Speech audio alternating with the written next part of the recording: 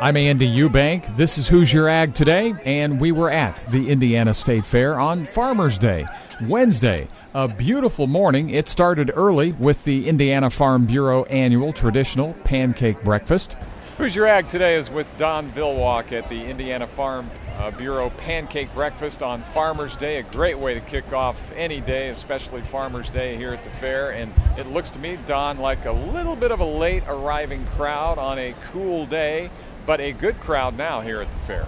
Well, it really is, and we were a little concerned early on, but it was a little nippy out here. This global warming starting to affect the crowd at the state fair, but it's warmed up and the lines got long, and we have, looks like, record attendance for our breakfast. What is it you like about this pancake breakfast? Well, it's a good chance to see everybody, kind of a laid-back atmosphere. Folks get to visit with each other. A lot of the farmers in Indiana wait for Farmers Day to come to the state fair because we really highlight all the great things they do all year long here. And so it's a great way to start the day, and then we cap it off by giving a nice check to the FFA. Following the breakfast, it was the antique tractors rolling around the track for the annual Farmers Day Parade. Farmers Day also saw more success for this year's Indiana State Fair queen. Alyssa Garnett participated in the Celebrity Milking Contest. And here you see her being interviewed after winning the contest, being interviewed by our own Kayla McClelland.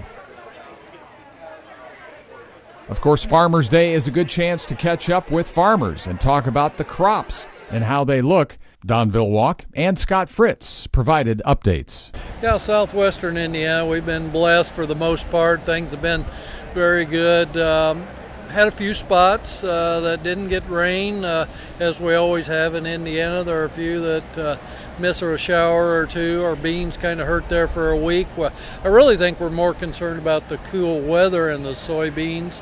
The corn looks excellent, though. I think we're going to have some of the best corn we've ever had in southwestern Indiana. Now, as you make your way from home up to Indianapolis, as you frequently do, how do things look? Pretty much the same?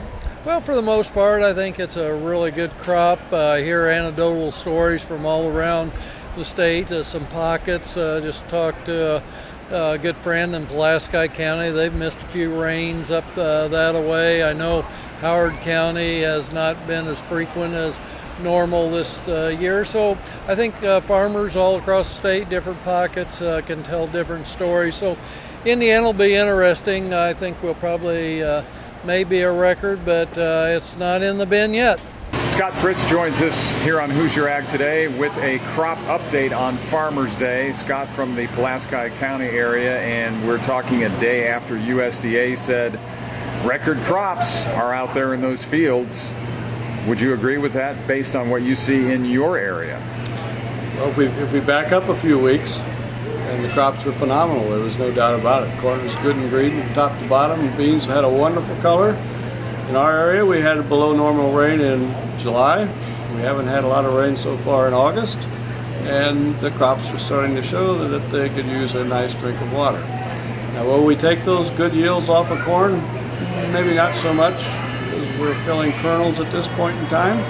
Soybeans, yeah, we could take a lot of yield off of soybeans if we don't get some pretty nice rain in August. I hate to say that, and everybody's talking about record crops, but I would say, yeah, the bloom has come off of northwest Indiana, where I'm located, from what it was a month ago. Talk about, as you travel, some of the other things that you're seeing maybe further north of you, and then also on your way down here to the Indiana State Fair. Well, yeah, I happened to go to Pennsylvania in July, and northern Indiana, northern Ohio, western Pennsylvania was dry and showing it. Wheat harvest was late for that area. But when you go south of maybe the White County, Cass County line, there's water standing in the fields. So north central Indiana, central Indiana, to me, looks like they've had plenty of rain. Yeah, it does seem very varied. Once again, it seems like that's a term we use an awful lot to describe crops and moisture levels. And that's the case again this year. I'm not too terribly far from you and got 2 inches this week, and you didn't. Yeah, no. Well, we always have spots every year. Nobody has a perfect crop every year. Even on the record years, there are always spots where it's just a little bit off. But you know, this crop, for as cool as it's been all summer long, it's going to be an interesting crop to watch mature. That cold spell we had in July, the corn just seemed to sit. It was right in the middle of pollination, and it seemed like it didn't do anything for a couple of weeks. It's going to be interesting to see how maturity is really going to come as we move forward. Same thing with beans. Now, beans are, I think, closer to being a normal. They respond to sunlight, and they're doing that. So they're reproducing right at the moment. August is always important for the bean crop.